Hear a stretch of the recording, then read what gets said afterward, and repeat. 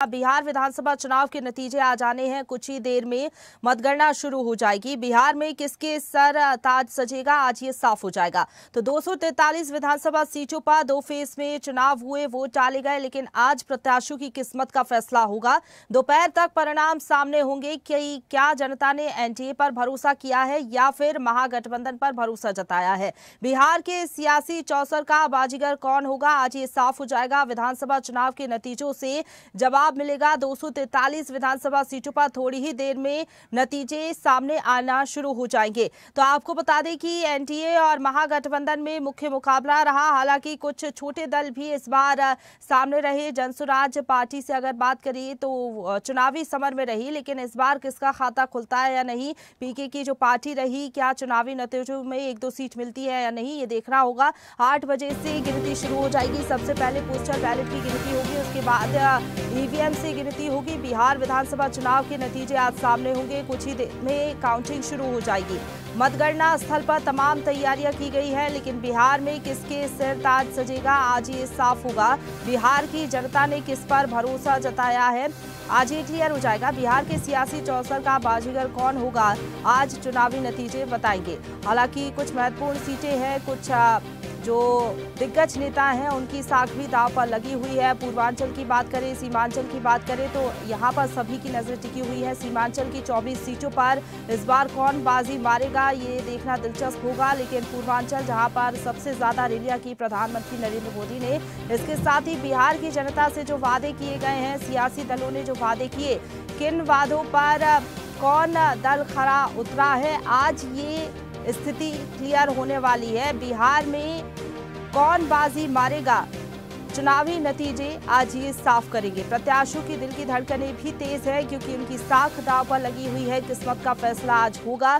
दोपहर तक माना जा रहा है। जैसे जैसे काउंटिंग शुरू होगी हर एक विधानसभा सीट पर, उसके बाद चुनावी नतीजे साफ हो जाएंगे। स्थिति क्लियर हो जाएगी कि एग्जिट पोल में जो क्लियर मैंडेट एनडीए को मिलता हुआ नजर आया, क्या वही चुनावी परिणाम में तब्दील होता है या फिर महागठबंधन को कितनी सीटें मिलती हैं, ये भी देखना होगा। लेकिन जो जादुई आंकड़ा है बिहार में, उसको पार करते हुए एनडीए नजर आ रहा है एग्जिट पोल में। लेकिन चुनावी परिणाम क्या होंगे, इस पर सभी की नजरें टिकी हुई हैं। 243 विधानसभा सीट कुल बिहार की है।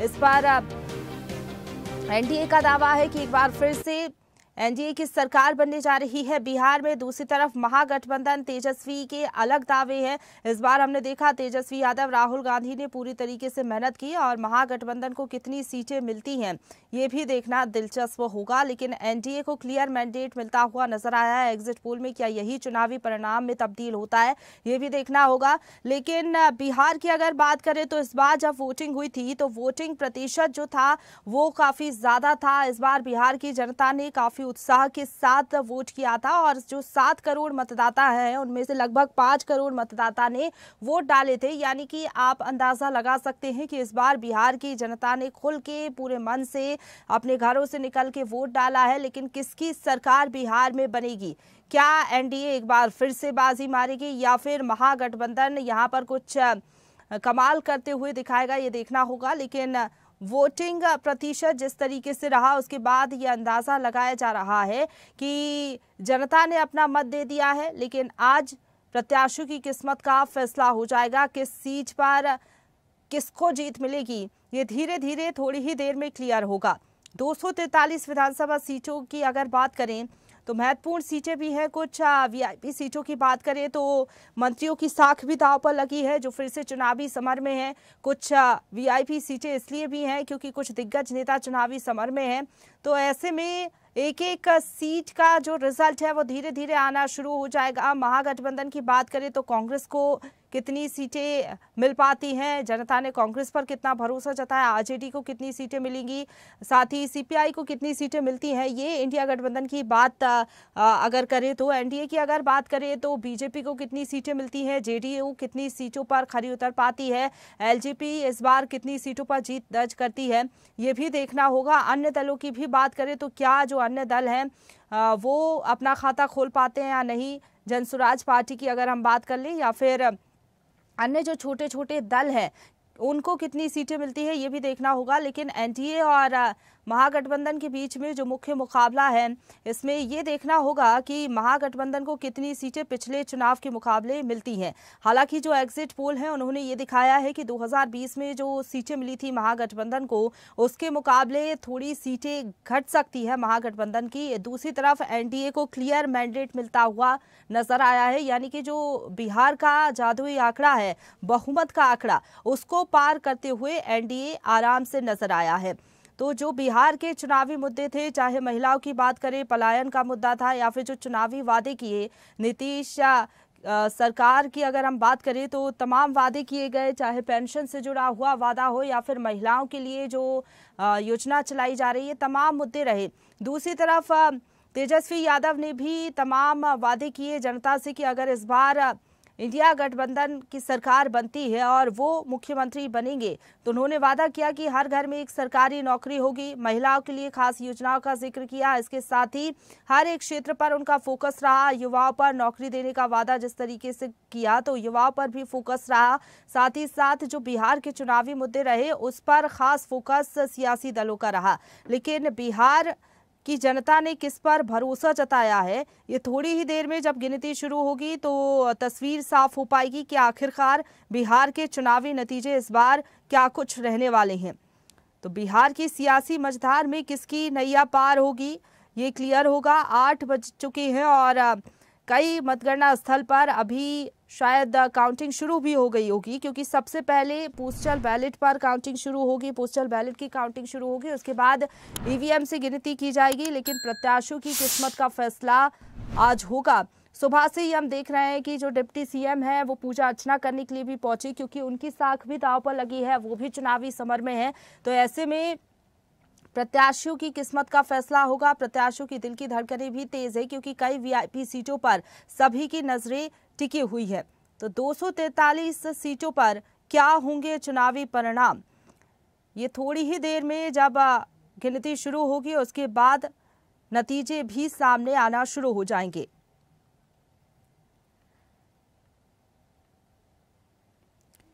तो बिहार में हमने देखा लगातार जो है सियासी पारा हाई रहा, लेकिन लगातार अभी भी दावे किए जा रहे हैं। और अपडेट लेंगे, हमारे साथ पटना से ब्यूरो चीफ धर्मेंद्र लाइव जुड़ गए हैं।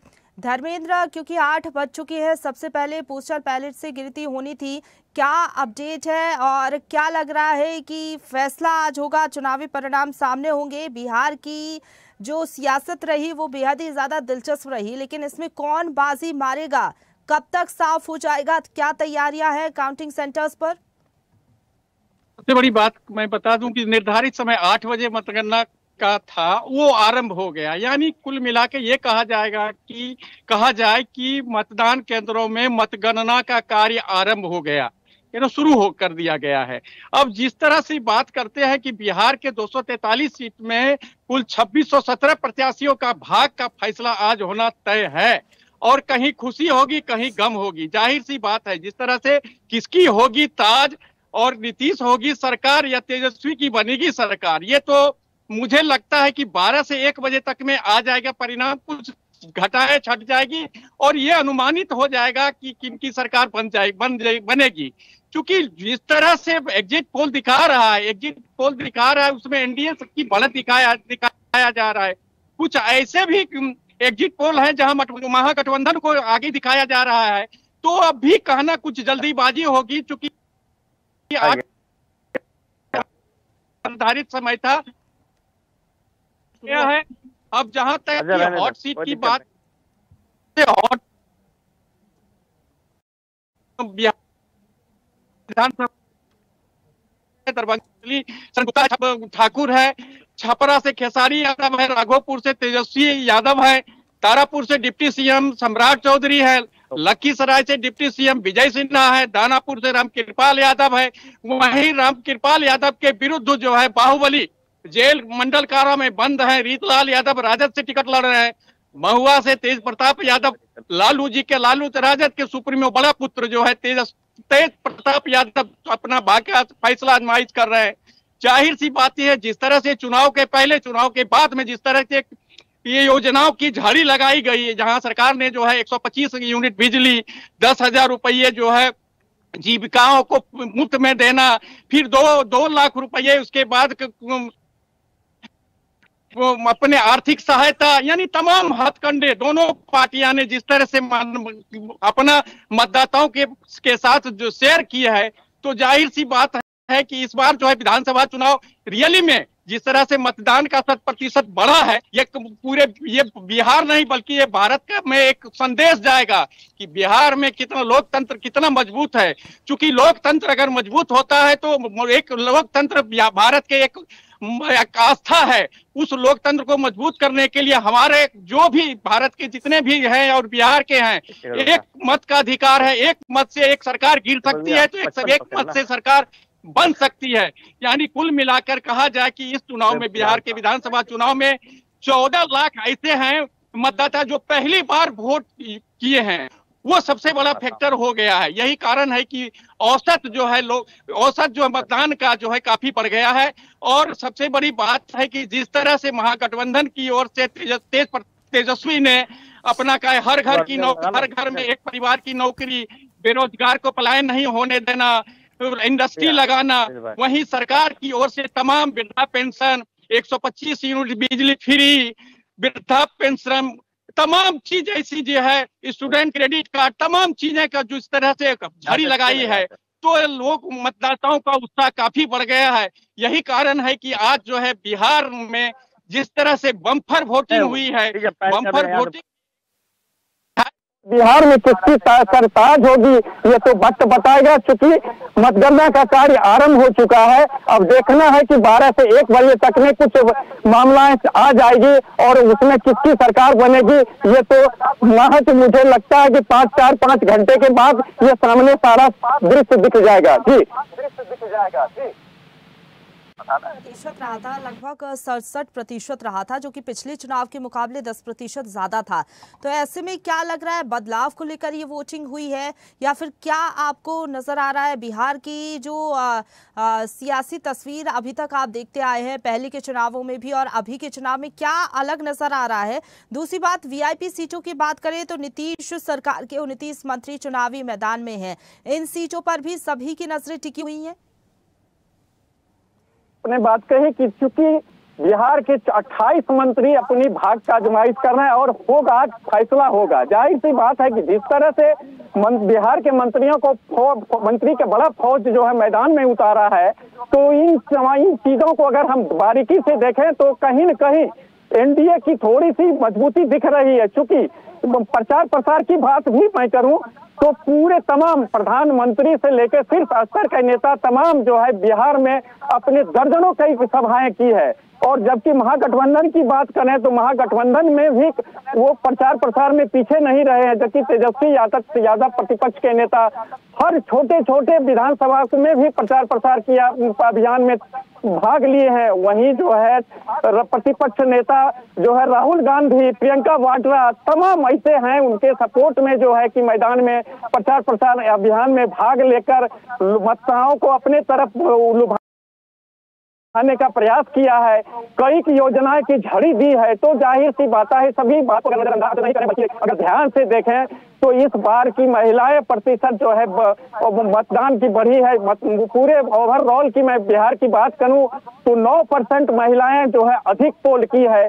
और अधिक पोल अगर होना है तो ये कहावत कहने की बताते चले कि अधिक पोल वो सरकार के पक्ष में होता रहा है आज तक। लेकिन जिस तरह से महागठबंधन भी अपनी योजनाओं को जो है गिनाकर बताया कि मेरी सरकार बनती है तो ये फैसिलिटी मैं आम जनता और बिहार वासियों को दूंगा, तो जाहिर सी बात है कि दोनों को अगर बातें ध्यान में रखा है मतदाता तो ये भी बड़ा फैक्टर है।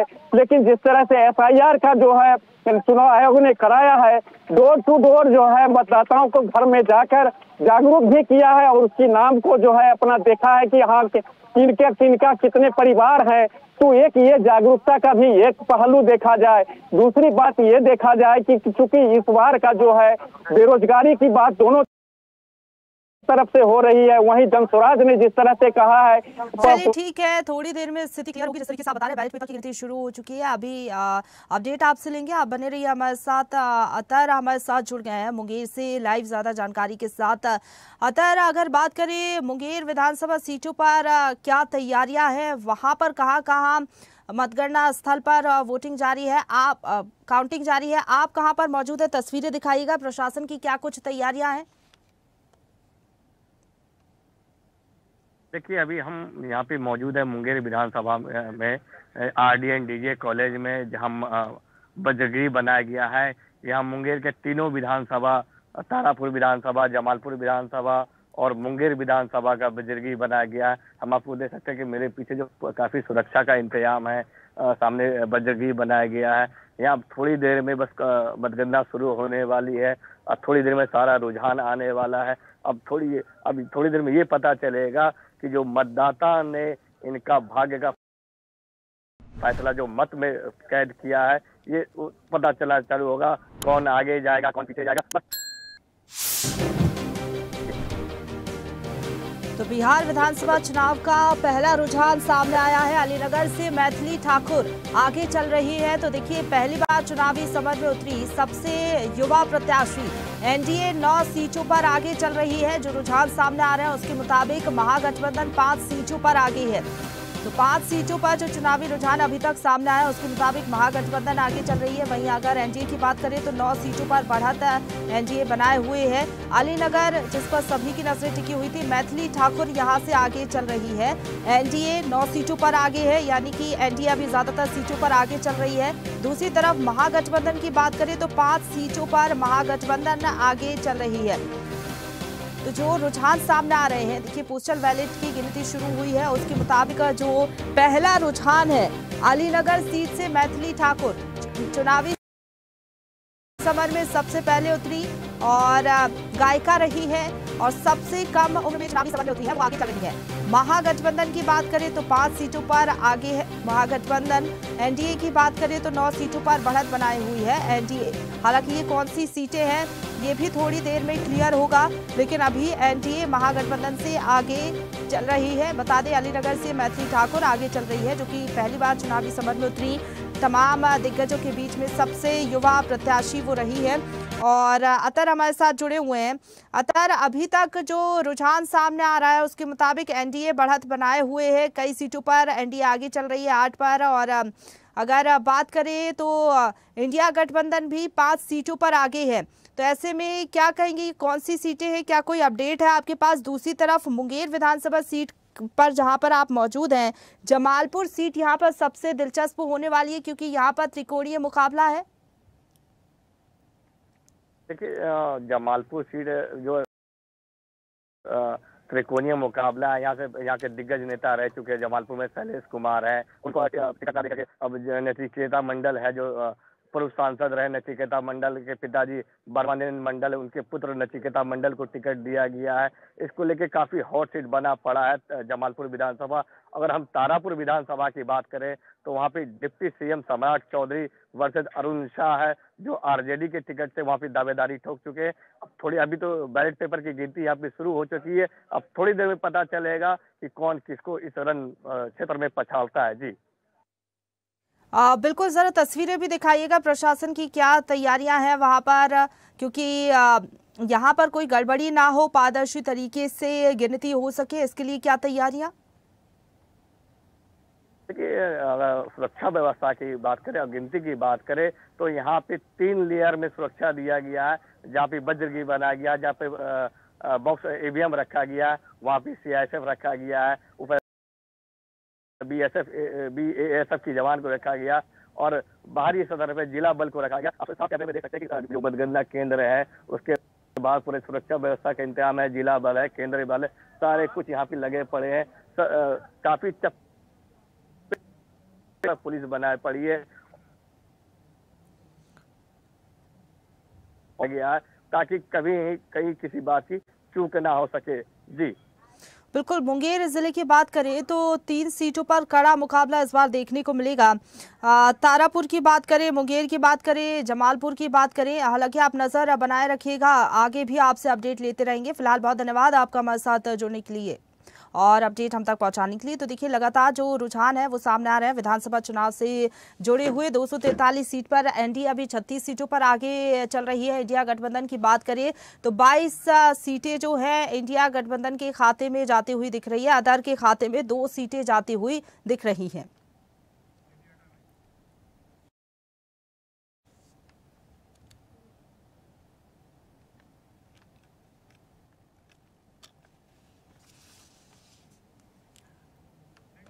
ताजा खबरों के लिए लाइक, फॉलो और YouTube पर सब्सक्राइब कर बेल आइकन दबाएं। साथ ही ताजा अपडेट्स के लिए स्वदेशलाइव.com पर विजिट करें।